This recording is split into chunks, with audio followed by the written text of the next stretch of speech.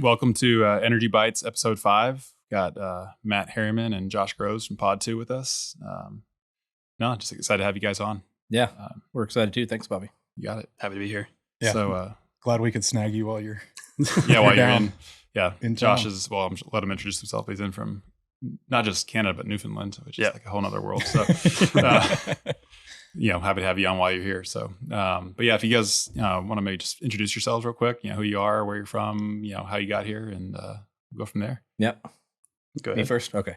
Yeah, so my name's Matt Harriman. Right now I'm founder of Pod2. I was born and raised, Texas, San Antonio, Amarillo, played baseball growing up. And so I wasn't good enough to go to a school that had an engineering program. So I did math, but then ended up joining Chesapeake Energy in 2011, not knowing what an oil was. An oil. Your background is extremely similar to mine. So it's, So I literally got the job because I was spamming Oklahoma City with resumes to try to pay for my wife's engagement ring, just for like a summer job. I'm like, oh, here's a career by accident. Got in there, took 6 months to realize that I hated working for a big company. But we were a customer of Intersight's. And I was running field development plans for the Utica for Chesapeake and, liked it, took to it and had a good relationship with the Intersight guys at the time. So joined them. I think I was employee number like 20. Josh joined Intersight at like the same time. So that was like 2013. We grew up through Intersight, and as it got bought, started Pod2 in 2019. So I focus more on consulting. That's where it started. And then when Josh joined in 21, that's when kind of built out the tech side of the business. sweet. Yeah. And so my background, I studied mechanical engineering in Newfoundland. We didn't have a petroleum engineering program, so I ended up taking a couple of courses on top of the mechanical just to get used to that. And so then I worked with a couple operators, smaller operators in Newfoundland. And then afterwards, I was looking around and there weren't a lot of job opportunities in Newfoundland. So I started looking around at other places like Alberta and Texas. And I figured I might as well go right to Houston and experience that whole side of the industry. So that's what I did. So I moved down, and that's when I joined Intersight. And that was back in 2013, like Matt said. So we're a really small company. So working at a startup was really exciting and enjoyed that side of it. And then when Matt went out on his own, I was pretty eager to join him. And then that's when I joined him in 2021. So I'm running the tech side of Pod2. Cool.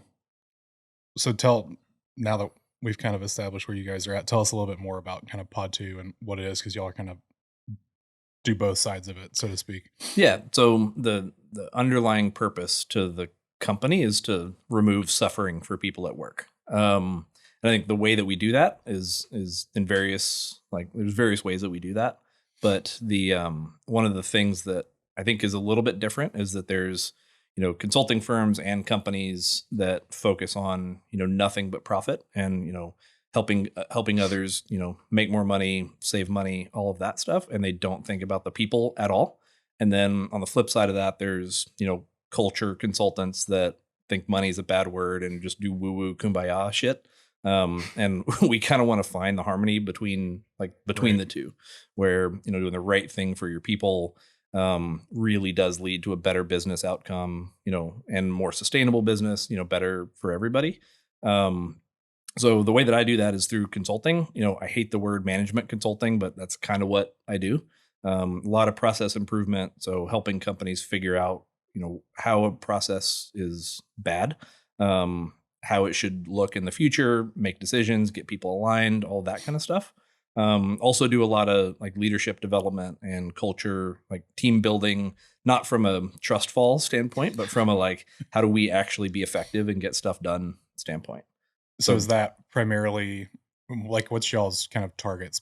Is there a specific, y'all are looking at oil and gas, energy, anybody? And then from the kind of technical operations piece, is it strictly looking at my tech operations or my data operations, whatever you want to call it? Or is it just more all encompassing kind of? The consulting side is definitely all encompassing.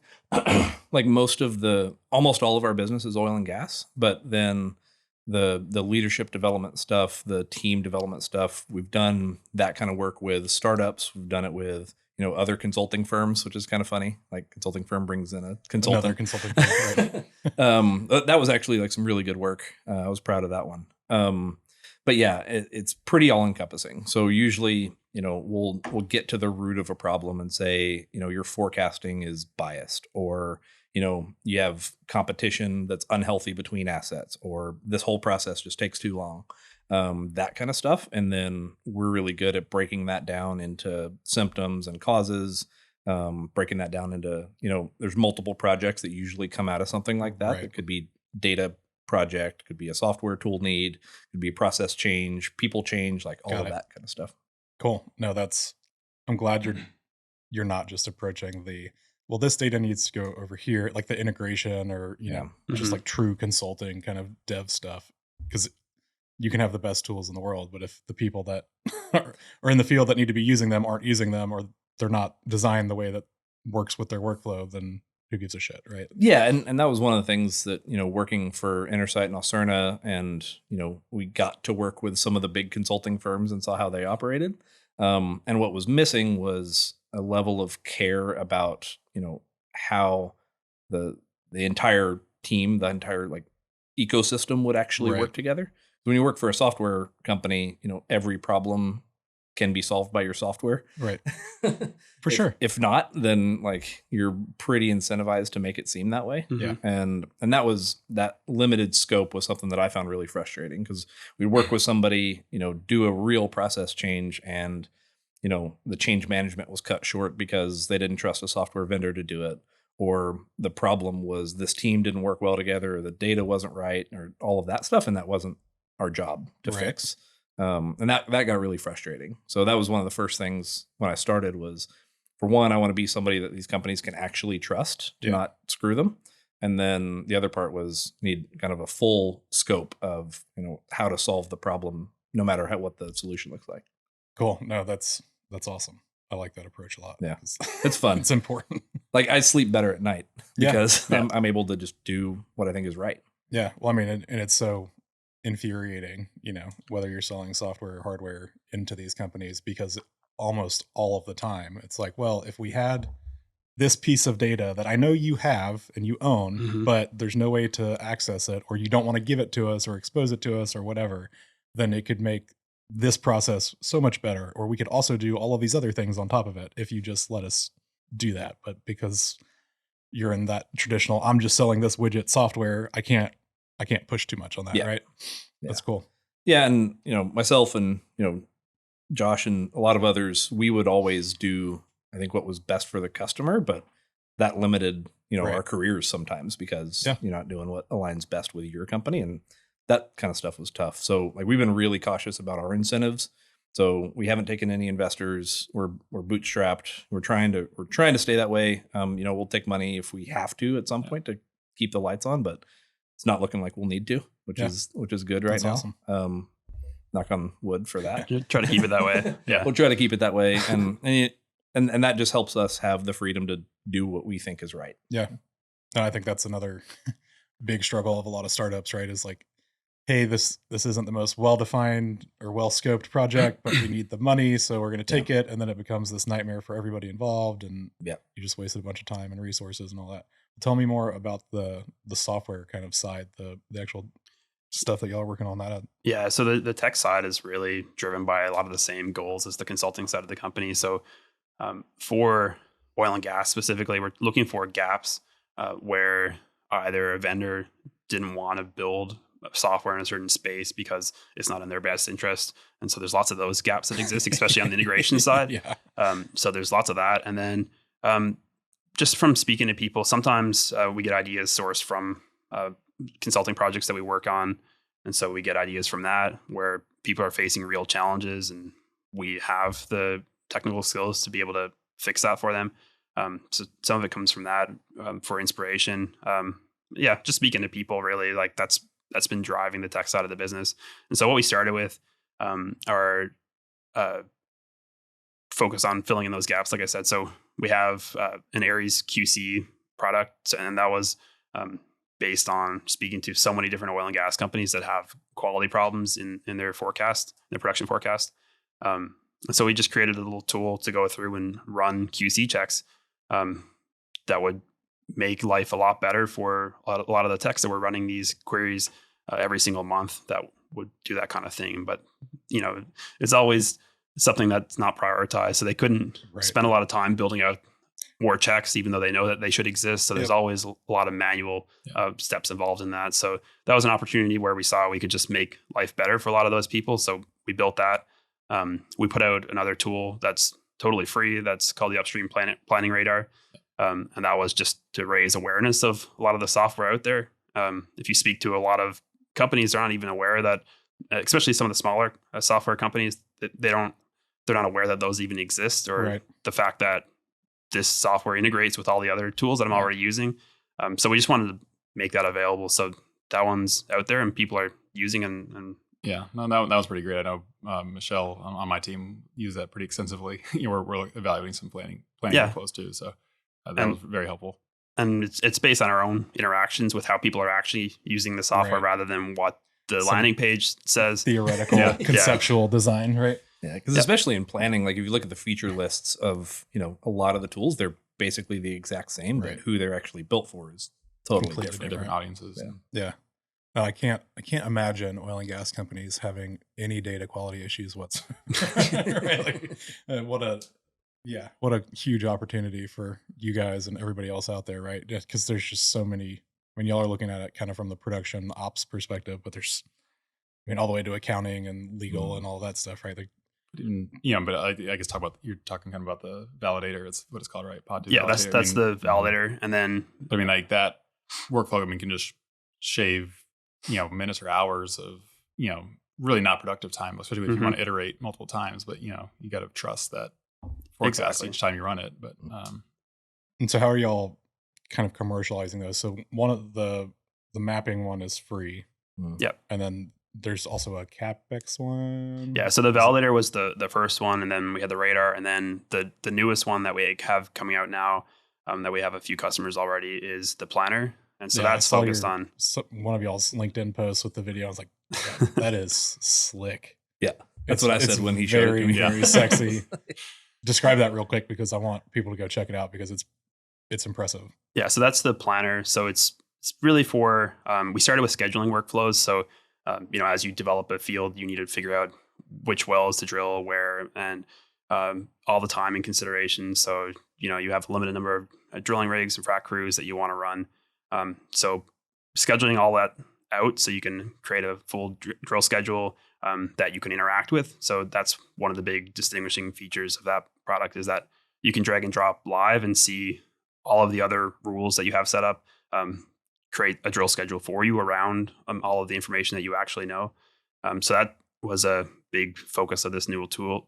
And then we're also building on planning workflows to that. So adding in CapEx, so you can see, as I make those schedule changes, what does that do to my CapEx profile? So you can see monthly or quarterly or annually, how close am I to my capital budget? And then the next piece that we're working on now is production focused. So you can bring in your production forecast and see what does that do to my production profile too. Yeah. So we're really excited about that. But Josh, my Excel sheet is super interactive as well, right? I assure you it's not. No. Full disclosure, we at least been discussing some of these workflows with these guys, at GME, and I think everyone goes through their own iterations. There's all different kinds of planning software. Microsoft Planner, Primavera, and in specific stuff for oil and gas. And we've been going down the Excel rabbit hole. It's just not sustainable. So that's how all of these billion-dollar companies run on their operations side for the most part. No, it is really cool stuff. So I think I think that's a pretty good segue, maybe into some of the data and technologies stuff. And again, we've kind of got a two-headed monster here with both of you here. But as far as getting into data and technology, or really maybe the heavy side, I want to get to you. But I've been curious because you were on the math and applied math or statistics. Yeah, grad school is applied math. Okay, so do you dabble in any of the coding, or did you ever do R or any of that kind of stuff? Or? No, I did some terrible modeling in MATLAB in college. Yeah, I think everyone everyone MATLAB knows is MATLAB. coming. And I Everyone learns did MATLAB. some VBA stuff when I had to as a tech and stuff, but like, yeah, I don't do any coding. Gotcha. So I'm gonna lean on ChatGPT. Yeah, for absolutely. anything I might do. Yeah. But yeah, that's really Josh's space. Like I'm really good at problem solving and like that kind of stuff and designing systems and things like that. But You gotta know what they building can do. But building yeah. a piece of software, like, Yeah. no, No. you don't want me to do that. Yeah. Fair enough. I mean, That's exactly how I would qualify myself. yeah. I mean, I think we all have certain levels of that, though. I mean, I'm like to think I'm pretty good, like in the data, analytics space, and I did a full stack web development bootcamp, but I wouldn't hire me to build you a website. I mean, like, I like to think that I'm a very good user of software. Yeah. I can usually point out when, hey, like this is stupid Yeah. and shouldn't work that way. But yeah, beyond that, Yeah, and that's one of the reasons our setup works pretty well. Right. Is we're totally complementary. So Matt's really great at figuring out which workflows we need to support and how to do it, and then I can design an actual solution to that. So yeah, I think it works really well. And I'm lazy as hell when it comes to software too. Like I don't want to have to click more than like half a time to get to what I want. And so between that and, I think that's the other difference is like the difficulty with which Josh will add anything to the screen.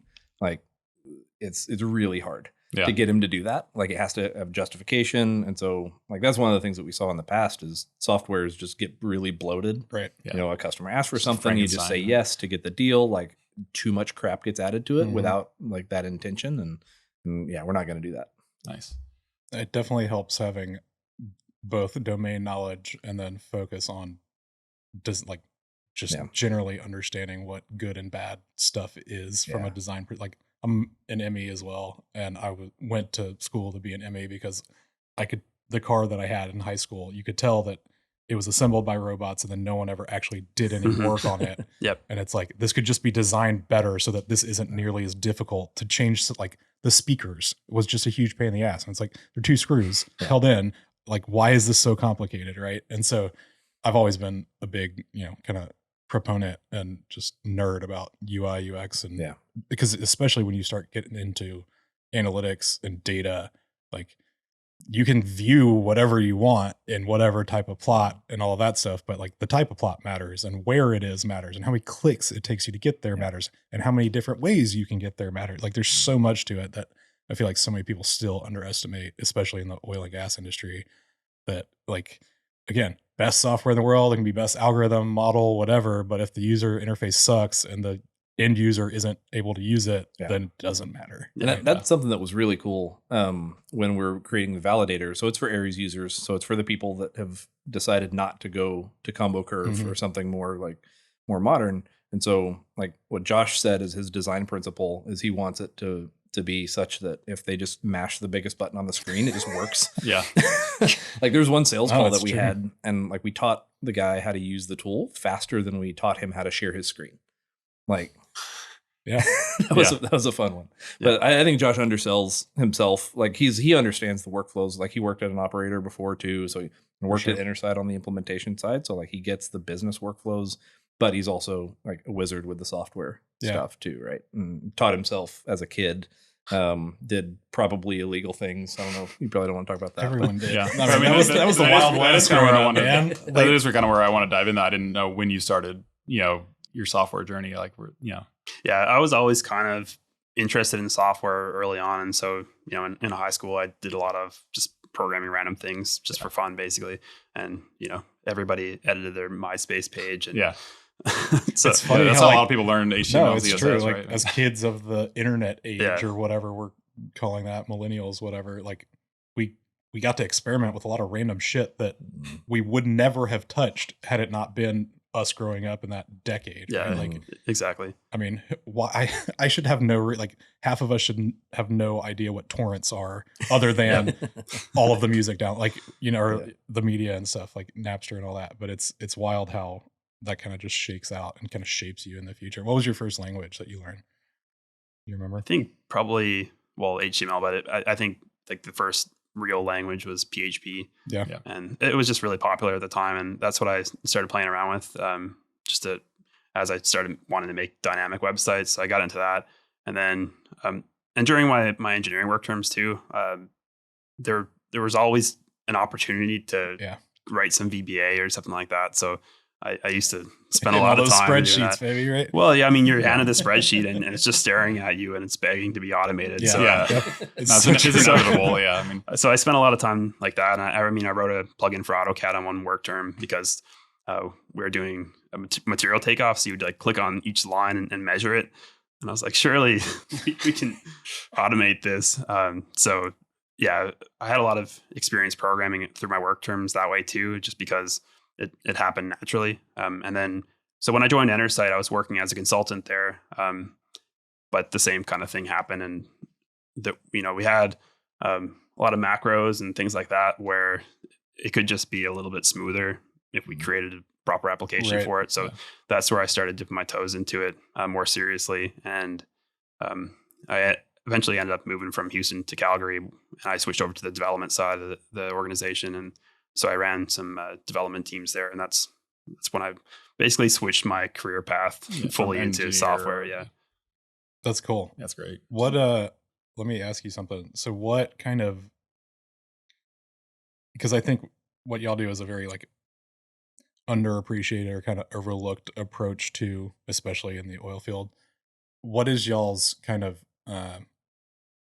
pitch or just lessons learned so far with kind of, the companies that you're working for and the stuff that you're building around, hey, this might not have a very clear like efficiency gain or revenue or profit increase or whatever, but holistically it ends up making the entire value chain's life easier, more efficient, more accurate, et cetera, right? Like even something as simple as showing the data quality issues in an Aries forecast, like that potentially has millions, if not billions of dollars of impact on a company, right? And so like something as simple as just, hey, this data's crappy, so it needs to be revised is extremely valuable, but it's one of those like chicken egg things, right? That a lot of operators just get scared of because they don't know what they don't know until it's too late or whatever. But yeah, I mean, we don't do projects, we're working with, mostly publicly traded companies or very for-profit companies. And so if there's not a bottom line impact, like it's not going to happen. Like it's not going to get funded. And I think so we have to do is educate people on the impact of this stuff. So even if there's zero, change to decisions that are made or, I would say real business outcomes, right. Like you're going to increase your likelihood of people quitting, burnout, like their like individuals' effectiveness. And especially right now, a lot of executives are afraid of a recession, so they're not hiring. So teams are running super, super lean. Well, how do you get more out of your people? Like it's better processes and training. Right. That's what you got to do. But yeah, I think the education and getting to the actual like value of the thing is something that a lot of people just stop short on. They don't really think about, okay, the knock-on effect of like the Aries data QC one. Like the easy one is, it'll save techs and reservoir engineers, save them time. But if you think about, hey, we're using Aries to evaluate potential acquisitions, right? And we know something about that other company's database that they don't. Like that's huge value, and that happened like with one of the customers, and that was super cool. Which for a tool that's $100 a month, like, come on, pretty good, pretty good and risk like, risk reward. Yeah, because I mean, even like you look at, we just closed a deal for $825 million from like even if you're off by $1 million, like that pays for itself. Magnitude. I mean, yeah, for sure. And I'm writing an article right now on, how a healthy like work environment drives a healthy P&L, and getting into some of this stuff, like good process, happiness at work, like a lot of that stuff goes together. Yeah. I mean, I've seen bad software, at where we're at, like that we've lost people like, cause they don't want to work. They don't want to use that software anymore. Like, yeah, absolutely. Yeah. And I mean, that's one of the reasons on the software side. So like how this plays into the decisions that we make on the software side, we don't do concurrent licensing where you like share a copy across a bunch of people, because on the implementation side, we've been sitting there with somebody, on a Friday evening at 7 p.m. downtown, and they have to get something out. Right. But somebody left the tool open on their computer And so they can't get into it. And so they're having to call whoever, like Sally at her kid's musical, to try to, hey, can you log out of whatever tool? And we've seen that stuff. And just like little things like that have a bigger impact than I think people think about. Yeah. Well, I think too, there's so many, just holistically looking at it from a lot of my experience, there's so many like compounding things that like when people are analyzing it individually, they're like, oh, well, it's maybe not really that big of an impact, but it's like, well, the 20 minutes a day that it saves this person that makes the data quality better.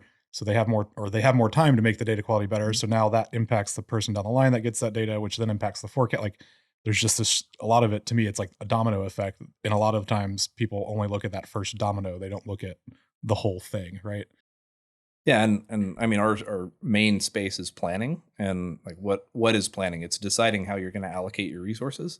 And if like there was a study that we did years ago with KPMG where I think planners and people in planning said that they spend like 90% of their time screwing around with data or like manipulating stuff. And that's 90% of their time spent not analyzing things and not trying to make good decisions. And that stuff's harder to quantify, but it's real. Yeah. Oh, yeah. No, I mean, that's, I was doing some research on RPA and, some of the big consulting firms and stuff. I was looking at it from an accounting perspective, and I can't remember the stat, which I'm sure I'll completely make this up, but I want to say it was around 70% of accountants' time was still spent like manually entering stuff. And as like a young tech person, pulling down the Excel sheet, doing things in the Excel sheet. How, like, because you have hordes of accountants at a lot of these operators, and a lot of them are literally just taking field tickets and manually entering them in. And it's like, guess what? The service company would love not to have field tickets. Yeah. You would love not to have this giant staff of humans just monotonously typing in numbers. Yeah. Why don't we solve this problem by using modern technology? And it's like, there's so much of that, but we could probably talk quite a bit on this. So yeah, I mean, let's pivot. Yeah, so I can nerd out a little bit. I mean, obviously some of this flows in like, as a probably your design choices on being able to choose like technology behind your softwares that make it suck less, right? Yeah, absolutely. So I mean, it seems like you're definitely a bit of a polyglot, right? I mean, so you can kind of work in and out of different, coding languages. I mean, what do you say maybe typically attack a software problem with first, like C#, .NET or something like that? And then if you need something that's faster, I mean, I know you're using some other stuff in the planning tool, just kind of curious where you like to start. What's in your stack? What's kind of your go-to for some of your, what are some considerations of code, making those decisions? Front end, database, all that. Yeah, I think a lot of the tech choices are driven based on the workflows. So if we need things to go really fast, the go-to for us is Rust, just because we get really, really high performance from that. And so anything that you're doing, like a large calculation or analysis that might potentially take more than a second to run or something like that, we'll always go to Rust. And that's what we did for the planner. And that's why the calculation runs as fast as it does.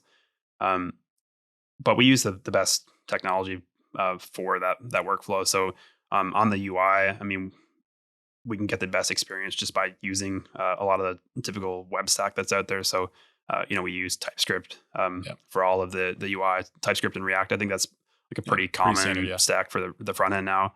But I have experience working with lots of languages, like you said. So, if I'm going to write a plugin for Power BI or something like that, then I'll use C#, which is like the go-to for that, or same thing for Spotfire. So it really just depends on what we're trying to do. The performance benefits sometimes influence that, and that's where we shift in one direction or the other. Yeah. With with Rust, the only thing I can see is a kind of somewhat negative there is like you can't replicate yourself, unfortunately. Yeah. Or not yet, at least, right? Modern technology. Yep. Auto GPT's coming soon. Is like being able to onboard someone else or being able to find that talent to join if you need to scale at some point. Is that something you kind of figure it out when you get there, kind of thing? I mean, I definitely thought about it a lot, and so we have a developer working with us who hasn't had any prior Rust experience, and he's able to pick it up pretty quick. And he's a junior, so just cross training from Python onto Rust is actually been pretty smooth. So I'm excited about that because that kind of proves to me that you can probably pick up Rust at least for some of the simple tasks early on, and then you kind of gradually get more and more into the complicated stuff. Use it and solve problems with it and start to figure it out. So there is a nice onboarding path there. I mean, it is a bit of a steep ramp for a lot of developers, but we work one-on-one and work through problems a lot. So I think that helps a lot, especially in the early days when you're just first picking up a language like that. And the alternative is basically like I would have to use C++ or something like that. And that's also very well, I mean, steep learning Rust is curve, type safe, right? Or yeah, and Word C++, you have to manage the memory a little bit more and everything. And so Rust helps you a lot with memory management and all of that stuff. So they're both statically typed, but C++ is just it's just a lot harder, I would say, for people to pick up versus if you have somebody that has exposure to Python or JavaScript or something like that. There is a fairly natural path to picking up Rust, I would say. And so our experience so far is proving that. Hopefully that's always going to be the case. Yeah. No, I mean, I was going to point that out. It's interesting to hear because I feel like it's something a lot of people, especially people kind of like myself or others in the industry that, come from an engineering background, but then get into data and like, the logic of coding and trying to learn to code. But then it's like, okay, well, what do I learn first, right? Do I do Python, R, C, like, where do I start? And so being able to hear actual feedback from somebody that like, hey, Python to Rust isn't that bad also helps, from a dev perspective, right? That it's not future proof, right? Because that to me is like one of the big risks that I'm sure you probably run into with the operators, right? Is like, we don't want a tool that's going to disappear in 5 years, or, we want open source because we want to be able to control it and not rely on somebody shutting us down or whatever. But that's cool.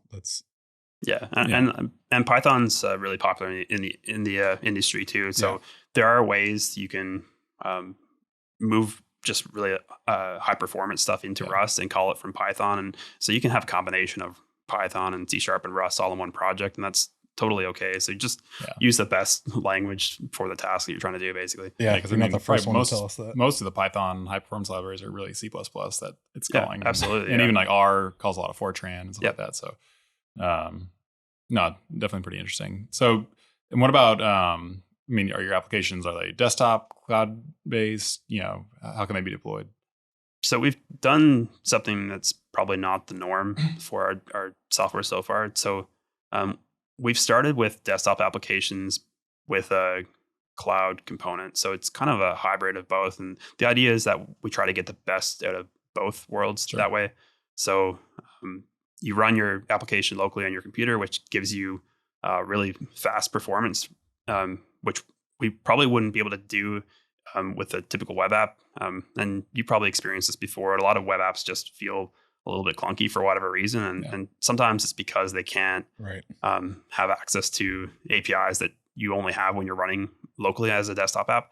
So that's part of the reason that we've gone down that path. And then obviously having web apps is really convenient because you have the cloud component. So if you need to run a calculation across 20 servers, then you can do that. Or if you want to have multi-user and you want to share projects and things like that, it's easier for web apps. So our thought there is we can start with all the desktop components and make sure that works really well and has a great UX. And then any of the cloud features that we want, we can add it into that desktop app where it makes sense. So we can still share files even though it's a desktop app, and a lot of applications work that way. We use Figma all the time, and you can save your files to the cloud, and it works. And so we can apply a lot of the same concepts for our applications that way too.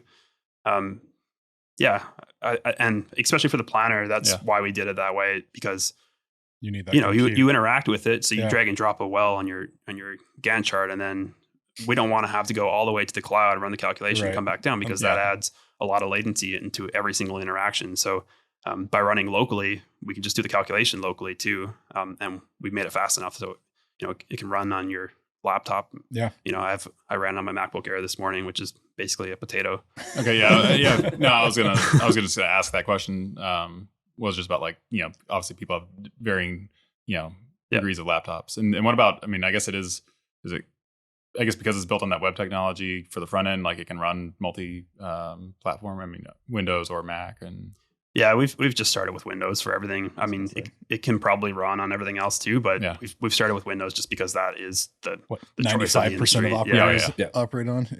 Yeah. But I mean, even if you wanted to be able to run calculations and offload them, we're thinking about ways that we would bake that into the app too. So then you can switch if you want. So if your laptop is really, really bad for whatever reason and can't run the calculation as fast as you'd like, then we'll have an option to be able to run it in the cloud. And then so you kind of get to pick and choose like what features make sense. I mean, you just gave a perfect pitch for what I used to sell, which is edge.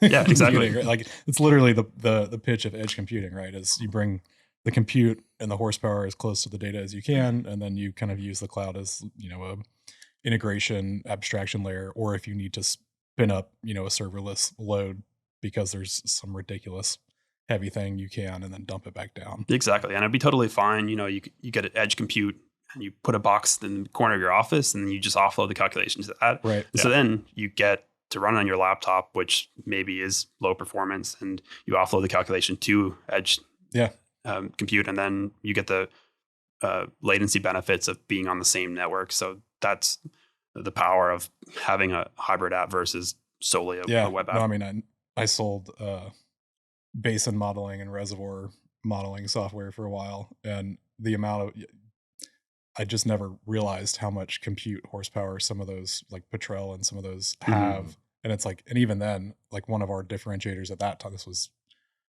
a while ago, almost a decade now, I think. One of the differentiators was ours didn't have a CPU or GPU limit, and Petrel did, right? And so it's like you have these operators who literally have these data centers in their office, that they're offloading these basin models to, and they could only offload it to so many servers because it's constrained, whereas the other one isn't. And it's like, even then it would still take, days to weeks to run these stupid models. And you're like, I can't even comprehend how much longer that would have taken if you were limited by the number of CPUs and stuff. So it's like, they've got a lot of them have these resources. That's really cool that y'all built your infrastructure that way. Yeah. And what's really interesting to me is how fast the average computer is now.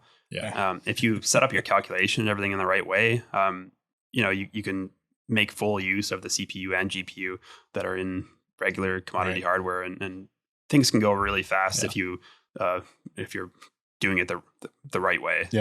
And so that's what we're trying to unlock with the planner is we'll make full use of the CPU, and I have pretty strong background in GPU programming too, so part of it's already running on the GPU, and we'll probably take more advantage of that in the future so that we can take advantage of fast GPU compute.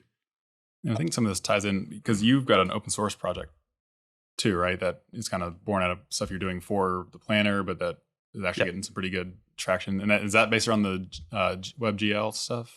Is that right? So there are a bunch of open source projects I work on that are related to graphics. So some of them are focused on WebGL, and there's an upcoming standard. Well, actually, it's just being stabilized in Chrome now, called WebGPU, which is kind of an advanced version of WebGL. So, you've probably heard of DirectX and Vulkan and things like that. So WebGPU is trying to take advantage of the next generation of GPU APIs. And so I've been really involved in WebGPU since it was first proposed, and we're basically working on an implementation of that. And so through that's where I picked up a lot of my GPU experience and that kind of thing. Nice. It's like concept of that just to allow calculations on the GPU from the browser. Is that the simple way to boil it down for? Yeah, exactly. So graphics and compute. So you can already do graphics through WebGL in the browser, and you might have seen some demos like that where I actually use it in Plotly. Plotly does it, because they have the 2 WebGL call, and then you can plot like millions of points. Exactly. You just get a canvas in your website, and you can render these really advanced 3D visualizations directly in the browser. And so that's already possible with WebGL. WebGPU is kind of the next version of that. So So Plotly, for example, would probably upgrade Dump, internally, and then you just get way faster visualizations. And then on the compute side, it means, you can run compute directly in the browser. So there's lots of different use cases for that. But one of them would be you could do really fast matrix multiplication, right? So that's really useful for all of the ML use cases that are out there now. So it makes a lot of that possible. So you can run really complicated ML models directly in the browser. That's like, the browser's an interesting space right now. I mean, like, because even like, DuckDB's become a big thing on the like OLAP data engine side. It's like SQLite for that, and you can run that with WebAssembly in the browser. And then what was it? Anaconda put out the whole like where you can run Python in the browser. I mean, it's going to be interesting where people kind of decide to make these design decisions, like server side or in the browser. Yeah, the browser is basically a full operating system at this point. So it's just trying to figure out how do we create an operating system that can run on all the different that's real operating systems out there. Yeah, it's also the reason that Node.js was spun off that, right? It was just the V8 engine that exactly Google had in Chrome, and they just ripped it out and said, let's make a server side framework out of it. So it's the intersection of all these technologies coming together. So you have WebAssembly and WebGPU and everything all kind of happening at once. But it's really interesting how that whole ecosystem is going to evolve over the next year, probably even a few months. I know. It's so fast these days. It's so crazy. I feel just saying that out loud makes me feel old. And I'm like, back in my day, but it's like shit. Every week it feels like there's a new thing. And it was interesting whenever, we started with products and Josh would tell, some of the folks, say one generation above us on the software game that, we're not building a cloud app. They're like, what? Yeah. What are you talking about? You're going backwards. And you're building an execute. And like, I didn't understand fully why, and I, trust Josh and everything. And then, as it comes together, I'm like, okay, I get it. Yeah. Your P&L appreciates it greatly too. Well, that's the beautiful thing about anything we can, any way we can avoid giving Jeff Bezos more money. It's the stat that I know from my edge computing days was it's something like 80% of startups G&A is spent on cloud. Yeah. And it's like, because I found this case study that Dropbox did, and they cut their cost by like 74% by doing like a hybrid, not true edge, but kind of regional edge type deployment or co-located deployments. And they cut their cloud cost by 70 something percent. And it's like, that's insane, and then, piggybacking off of that, right. It's like, then of course, makes your life a hell of a lot easier to go sell people, because you don't have to have this G&A just overhead all the time just to host the stupid thing, right? How many startups failed because of that? Yeah, well, I mean, right, like because a lot of the pitches, right, are, well, once we hit critical mass or scale, then those costs, go down exponentially or whatever, and it's like, well, that's a big if in the space. No, and I don't want to go too far down that rabbit hole, but I think you can also make the case like there's also people that were able to start up and build companies because they didn't have to have put a server in their closet. It's a trade-off for sure. I mean, one of the parts about it is we do like having the lower cloud costs because we can pass those savings on to all of our customers. So that's a big benefit for us, especially being a smaller company. The other part I didn't mention earlier, so I talked about the latency of the full the hop to the cloud and back. But the other aspect of that is just moving data and having control of your own data. Yeah, right. So that's also really important to me. I know how complicated it gets with some of the new software that's coming out now, and just trying to pull your own data back down from the cloud is it can be really painful. It depends on the vendor entirely. I'm not saying all vendors do this, but a lot of them will lock it in, and you pay like an extra license fee to have access to the cloud, or you're charged based on bandwidth usage, or they don't have the APIs you need to automate things that you'd like to.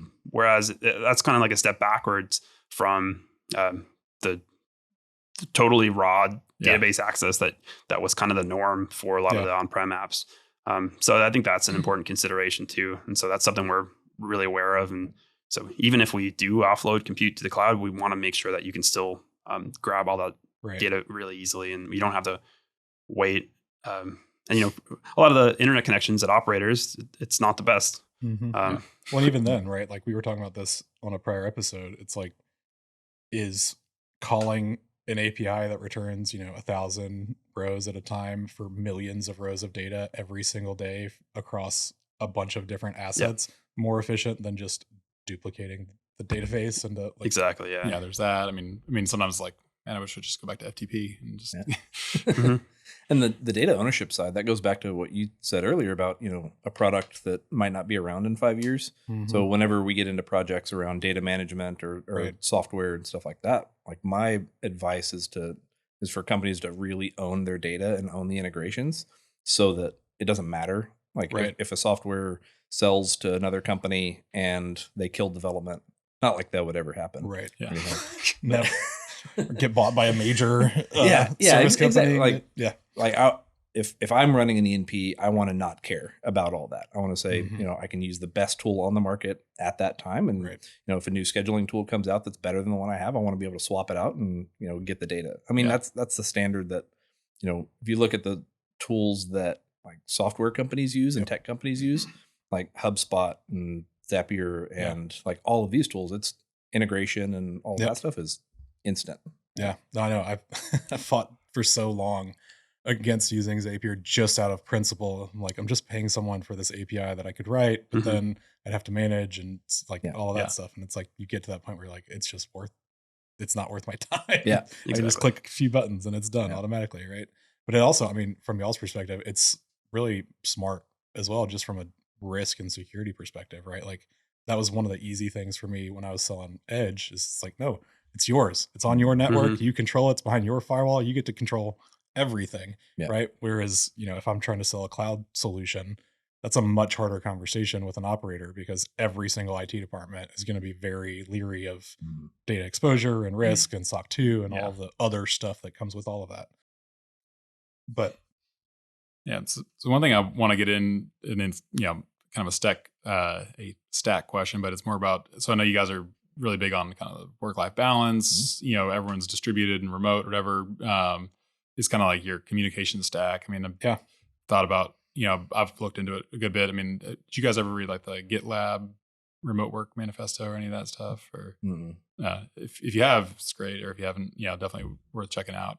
I'm sure you guys are following kind of some of those principles too. But just curious how you guys communicate and what you use to facilitate that. Yeah, what's in your ops comms stack? Not much. So I read like Basecamp's stuff. I really like their kind of model. So our communication is almost completely asynchronous.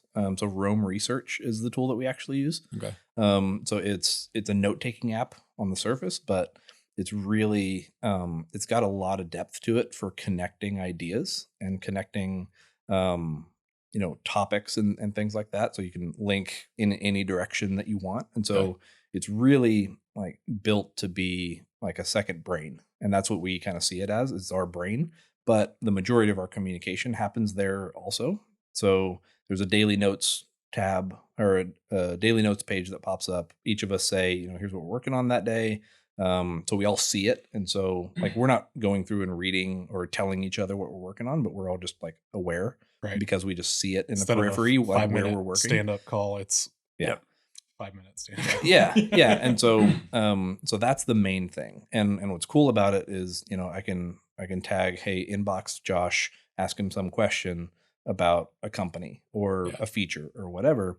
And if I tag it the right way, then next time that feature comes up or that company comes up, we can see all of those other notes and all that history. Like it's a note-taking app that works the way your brain kind of would. Right. There's just like a discovery kind of searchability. Yeah, it's really, really cool. And you can add structure to it, and we've done a lot of that kind of stuff. But that's the main one. So we don't do Slack or Teams. We don't do instant messages. If something is urgent, we do like text or call. And then we don't really email each other, like hardly ever. Like if there's papers to sign or like other stuff, then we'll send things around. But yeah, I mean, that's basically it. Interesting. I hadn't heard of that. It's Roam? Roam Research. ROAM Research. It's not very popular for like companies to use. Notion is more familiar. I was going to ask if it was similar to Notion in the aspect that it's like it's a box with a lot of tools in it, and you can configure that box to however you like within the framework of the tools. Yeah, I'd say that it's more of a box with like the materials that you could make tools out of. So it's like less structured, less like it's very open-ended. Like people use it for journaling. Other people use it for like actual research, like doctoral studies and all that stuff. The way that we use it, I think, is pretty unique. I've connected with a handful of other founders around the world that use it for their company. And it's really, really powerful. Like Notion is a little bit more structured. Yeah. What Rome is really good at is removing any friction from you typing stuff. Because that was always my problem with notes, is like I open up OneNote and then I have to think about, okay, what is the topic? And then what folder should that sit in? Right. Yeah. Where does it sit in the hierarchy? And oh, it actually fits between these three things. And then, oh shit, I forgot what I was going to write in the first place. Like before I even get there. But Rome, you just start going and then add structure, tag stuff later. That's awesome. That's pretty cool. That's cool. No, I mean, we use Notion quite a bit, and ClickUp even is starting to add Notion like features and stuff like that. But that's a new one. And then what Microsoft's supposed to be adding their Notion competitor, or they do? Yeah. I mean, they're always going to be a fast follower with that stuff, but I don't know if they've with their GPT, like, well, yeah, I mean, Notion Copilot type stuff. It'll be interesting. I think Notion was one of the first ones right after the GPT-3 release that I saw like actively integrating some kind of AI into their Notion or into their software directly. And it's okay. I mean, I can't wait until the GPT-4 API goes public, which please make that public as soon as you possibly can. And also let us run it on our own servers so that we can have a lot more fun with it. But those productivity tools are so important in my mind because, even someone like we're using Notion, right? Notion integrates with a handful of things, but then it also doesn't integrate with a handful of things, right? And so it's like having some of that flexibility on the back end where I don't have to go stand up a stupid Zap just to get whatever from somewhere else is so nice. Yeah. And a lot of the productivity stuff, there's a lot of masturbation like snuck into it, like in Todoist. Like you're incentivized to create as many checkboxes so you can check off as many checkboxes as you can and stuff. And show that you're busy. And Rome, like there's no notifications. Like you can make a checkbox if you want, but unless you search for it or have a query, you won't find it again. And so like that freedom is pretty cool. And because I think we really wanted to build stuff around preserving focus for the individuals. And, because the most value that we can create is by us creating things. So him creating software, me creating ideas and other things like that. Rome research, it's pretty wild. Like the founder is like out there. So he went and lived in a van for like 3 years to come up with the idea and like create the first version. I talked to, so we back it up all the time just in case, because he seems like the kind of guy that could just be like, I'm good. Done. Yeah. Nuke this. I've talked to him and he's got some really fascinating like ideas, because the way that it works to connect like an individual's brain and thoughts and ideas, he wants to make that happen for like everybody. So like connected thought across like everybody on Earth. And he's got some wild ideas. So it's not, in his mind, it's not a productivity tool or note-taking app. He doesn't really care about that stuff. Yeah. And they're funded for 10 years. Forever. So he doesn't care. The future's going to be crazy. Tana is another one that popped up that looks really, really good. And they're more, traditionally structured. I think they're like Dutch or something. I haven't tried it, but I've heard really good things. And it's a little less Wild West than Rome is. Yeah. So I like everything except when you said you don't have Slack, and that made me like cringe a little bit. I mean, they don't have the Upstream people Slack, but well, I know. Well, that's why like I assumed you use Slack because of the channel. But so how do y'all do like DMs or groups or just that like either single person comms or small department comms? I mean, we don't really like we have two, like we set out our communication principles where if it's urgent, like text or call. And we use WhatsApp usually for that. So we can, have a group call and stuff like that if we have to. And then the messages that we send each other in Rome, like usually we're all working like during the day. And so you can like DM in Rome. Not really, like it's public. Okay. Like within Rome. Just like you're tagging people basically. Yeah. Gotcha. Yeah. And so that's usually where a lot of our like back and forth messages are.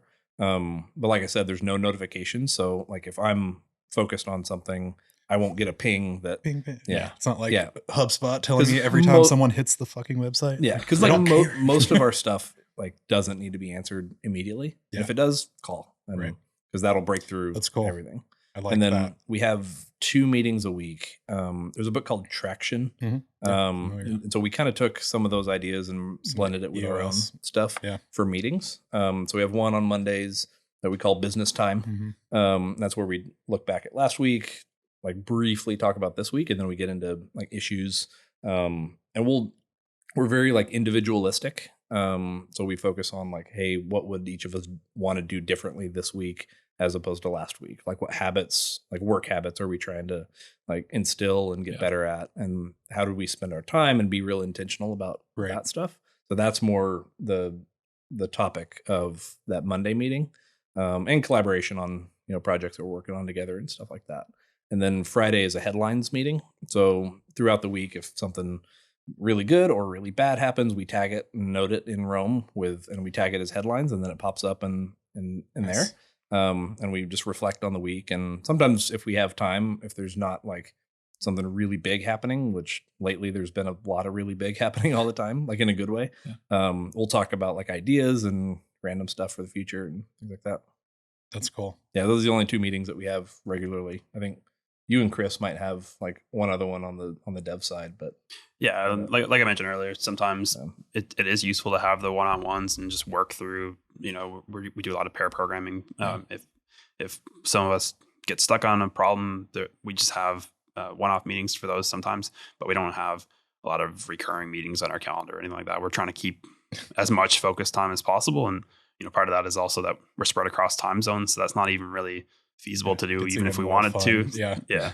So we're pretty careful about preserving time. And so Rome, like Matt was saying, is really trying to get the closest we can to a mind meld for the entire team as possible. And so whether that's Rome or another tool, we don't really care about exactly which tool that is, but just like the idea of having one place where we can have all of our ops, that's really important to us.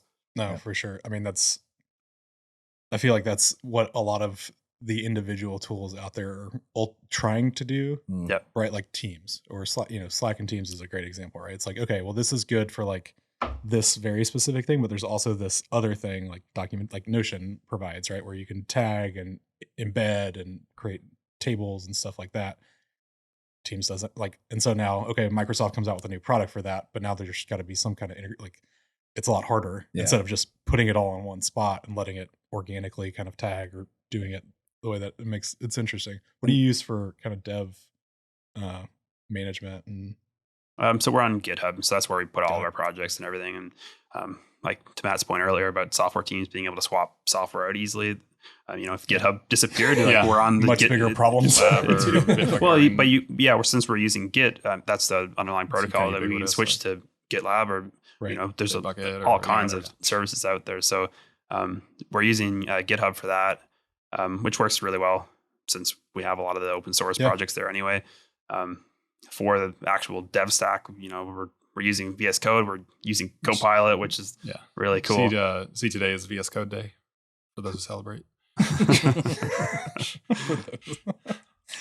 If you wanted to sponsor the podcast, we are welcoming. But talk a little bit of AI ML, and I know we're probably wrapping up here in a few minutes, but the Copilot's been pretty awesome, and I've been interested to hear because I use it primarily with Python, but I've talked to someone who uses Go, you're using Rust. It seems like it's working pretty well across most. It works well for basically anything. As long as it has some data set with the programming language that you're working in, then it can kind of figure things out. And I really like it for any kind of more tedious tasks, especially just auto-filling things in. You have a table and you're just trying to, you don't want to write like a full macro or anything to copy the lines and insert data, but it can autofill information really well. Like I used it the other day I just wanted a sample data set for wells, and you can literally type oil well and it has that concept and it can start filling things out for you, and it can create a full JSON document of the properties that you want for an oil well with sample data, which is really, really cool. I think that's one of the talks, because this is a whole, I think it started at noon today, Central, but like I think one of the talks was about generating like sample data sets with Copilot. Yeah. in VS Code. Like, yeah, it works really well for those kinds of use cases. So that's what I really like it for. And yeah, just it's like a more powerful autocomplete, basically. Yeah. No, that's something I've been waiting like 15 years for ever since I started coding. yeah, I mean, literally, you can write comments and it gives you like pretty much functional code. Yeah. Yeah. No, I mean, that's one of the main things I use GPT for these days, and started messing around with Bard with some of that stuff, but only because my hypothesis is, being a Google shop with Bard, maybe it'll understand collab better, and so I can just dump it in there and then run it in collab easier. But what else are you using GPT or any of the new fun ML tools at all, either personally or in? Not right now. I mean, I think everybody's played with ChatGPT, and I mean, obviously it's pretty mind blowing what it can do. And I think for the actual day to day, it's just Copilot for us, but we have an eye on it. I think there's a lot of interesting use cases that we can start applying ML to in this space. So yeah, it'll be really interesting over the next few months, because like we mentioned earlier, this technology is just like taking off so fast, and it's honestly hard to keep up with the day to day. Yeah. Well, and that's like, I was at a AI meetup this weekend, and one of the guys is working on vectorizing some PDF data basically. And, he's like, well, there's 6 different vector databases. They're all brand new. I think this one, or I'm using this one, but that's only because that currently is the most popular one. Yeah. And it's like, I don't know if it's going to be here in 6 weeks or 8 months, or like, so it's still, it's so early. It's such kind of wild west with a lot of that stuff. It's fascinating. I like GPT just because it'll document the code properly every time, just the little things, right? Like, that's better than a junior dev who isn't going to properly document it all day long. Yeah. Right? I think using something like that in the planning space is pretty interesting too, because I think since Alexa came out, people have been saying they wanted Alexa, but for oil and gas. Yeah. And so being able to say like, hey, what's this month production look like all of that kind of stuff. Like I've heard multiple executives say, that's like, what Nesh was trying to do for a while. Yeah. There's that need has been, or the desire has been around for a while, but we're going to think about how much of that is a desire and actual need.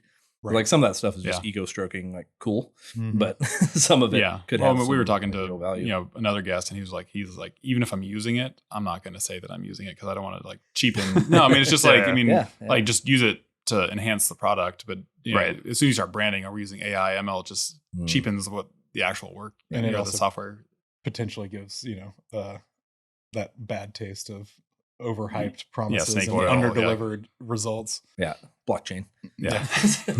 And I think there's a lot of people that use it for, like, there's a lot of companies that started using ChatGPT for like content and like blog posts and social media and all that. And some people seem to like do that pretty well, but a lot, it's very obvious.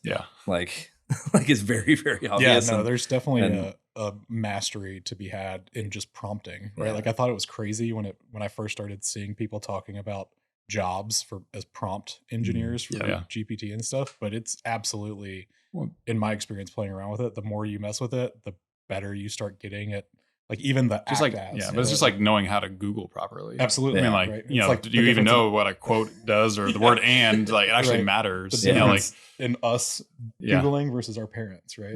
It's going to be unfortunately the same thing with AI and GPT. And like I do a lot of writing and stuff, and like I take a very like creative approach to it. Like some people are very like methodical to writing and outline and like topic by topic, and so I found that it helps me like be more comprehensive and like outlining. And so like I'll have an idea or a message that I'm trying to convey, and I'll ask it for, hey, like give me some counterpoints. Tell me why this isn't true. And then I can think about those and then write something based on the idea. So I've found it useful for some of that, but its sense of humor is terrible. Like I tried to like use it to say something funny, and it was just bad. It was very like corporate. It definitely funny. lacks like the human nuances in a lot of scenarios. That reminds me, like, was it South Park or The Simpsons? One of them had it was like a German robot, like a joke bot, or whatever, and it was just terrible. And it was like, well, that's like Sarah was telling me last night. She was like, "Have you seen the Snapchat AI everyone's talking about?" And she's like, "I don't understand." She was like, we've been doing this since Smarter Child on AIM. And Yeah. she's like, I don't understand why people are so excited. It's probably a lot better than Smarter Yeah. Child was on AIM. Yeah. But again, to agree, I think one theme we're seeing a lot through these podcasts too is like everything old is new again too. Like, Yeah, absolutely. When I agree with you wholeheartedly, right? Like at some point it will probably get to the point where it's kind of like the deep fake stuff, almost indistinguishable with blogs and content versus people. But right now it's way better, right? Like, hey, I've got this idea, give me some talking points or an outline, or here's my writing, make it not sound like I'm an idiot, or proof it, debug. I mean, you use it for code debugging too. Like, just help me make this better than it currently is by myself. Yeah, because to me, it's kind of replaced the gap that Google left because it got overrun with ads and SEO and just the quality of your search results just went bad. So things like ChatGPT's like filled that need.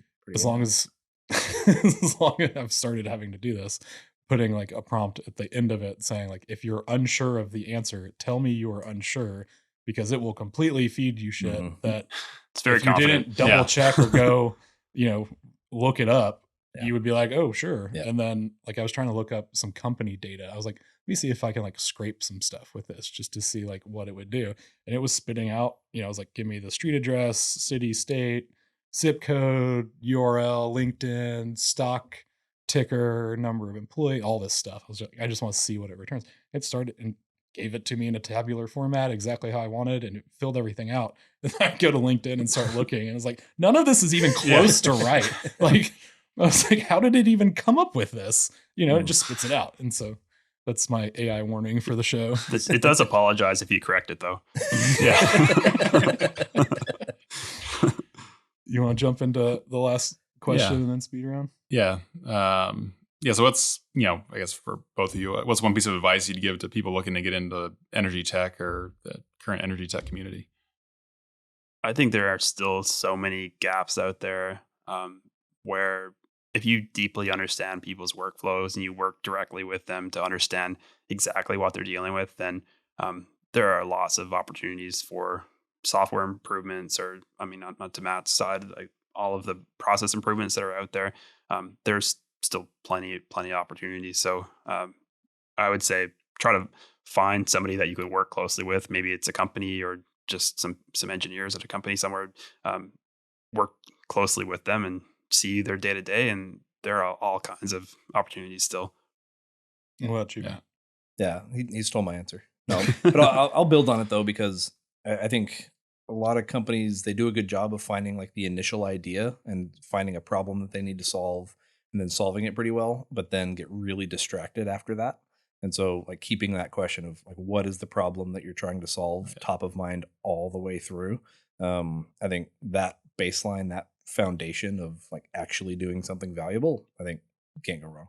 Yeah. Well, and I think to your point too, like I feel like because just societally, right, we see a lot of these tech startups and unicorns and all this stuff. Everyone coming out of high school or college wants to go create the next big thing. And it's like, there are so many more companies that were created because someone went and worked in an industry at a company, whatever, for 6 months to 20 years and saw through that experience that there was this problem and this gap.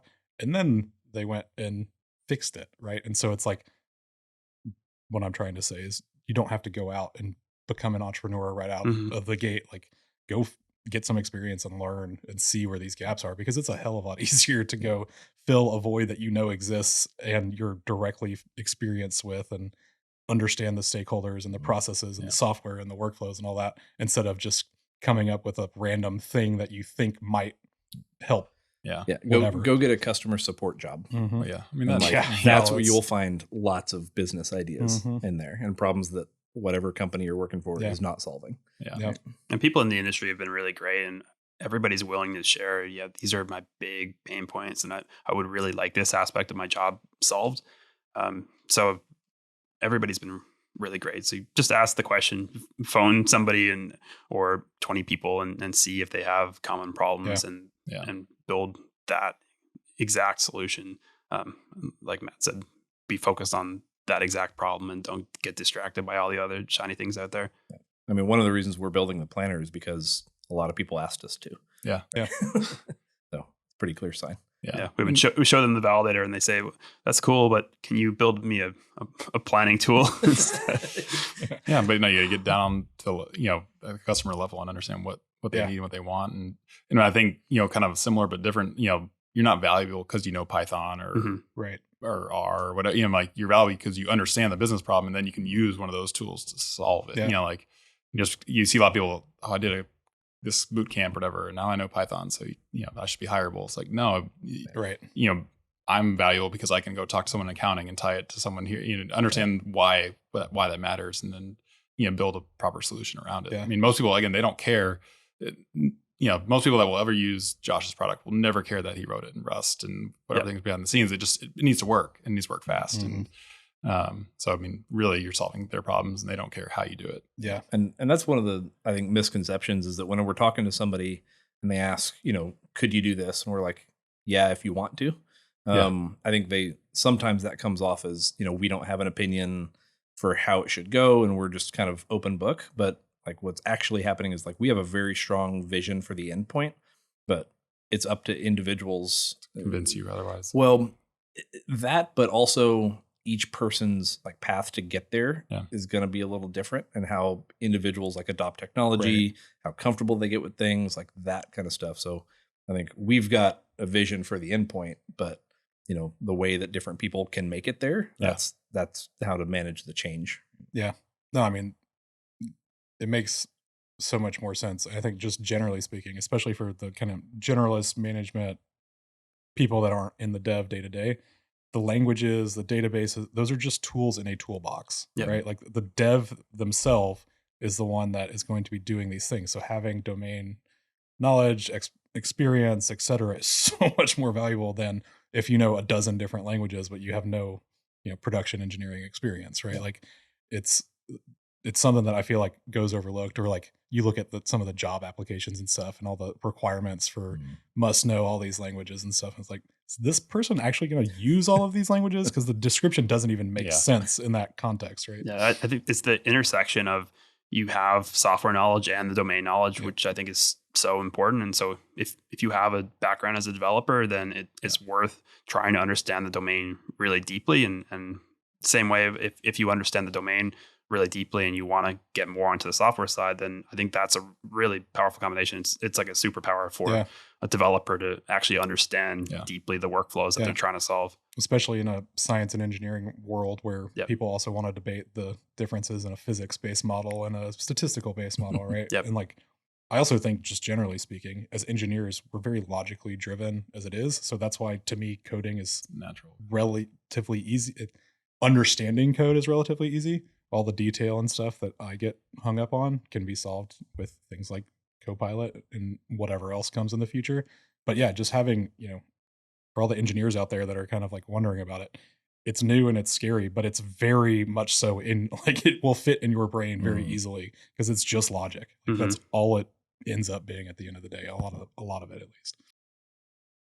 Speed round? Yeah, let's jump in. You wanna go all first? right, just short answers. We're just going to bounce a bunch of random questions off of y'all and kind of go from there.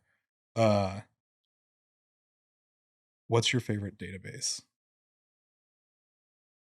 Oh, I have a tie between SQLite and Postgres. Seems to be a common theme. I'm going to say one with unique identifiers. Yeah.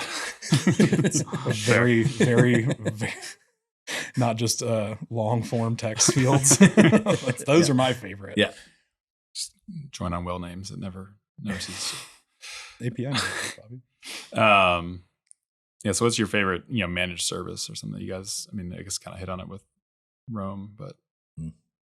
Yeah, I think for our actual ops, it's Rome for sure. Even though we talked about the benefits of running locally, we do have AWS servers. So a lot of their services are great. The UX of AWS isn't the best, but the services themselves work pretty reliably. So, we have things like Auth running on AWS. So all of their managed services are generally pretty good if you know how to use them. Sure. Yeah.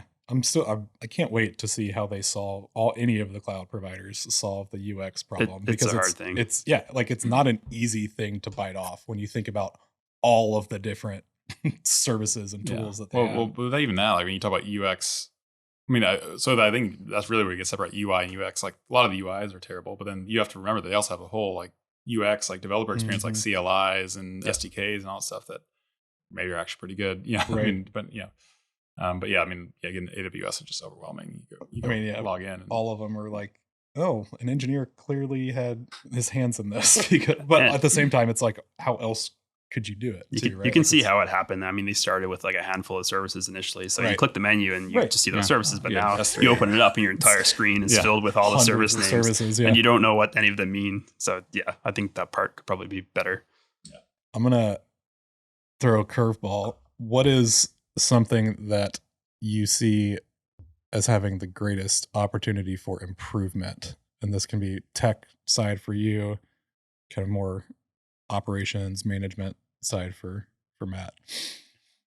So to give you an example, my answer was around APIs and data structure, or no, I'm sorry, it was around consortiums and how I think it's complete bullshit that we've got all these oil and gas consortiums that are tens or hundreds of thousands of dollars and they're all moving towards the same thing, except they never make any progress, they never do anything, and then you're just by default squeezing out any potential new companies or small companies by having some kind of ridiculous price tag like that, right? Like I'm personally of the belief that it doesn't really matter what the actual structure is, as long as you define it and you document it and you stick to the structure, whether it's JSON, XML, whatever, like that's going to change because those tools are going to evolve over time.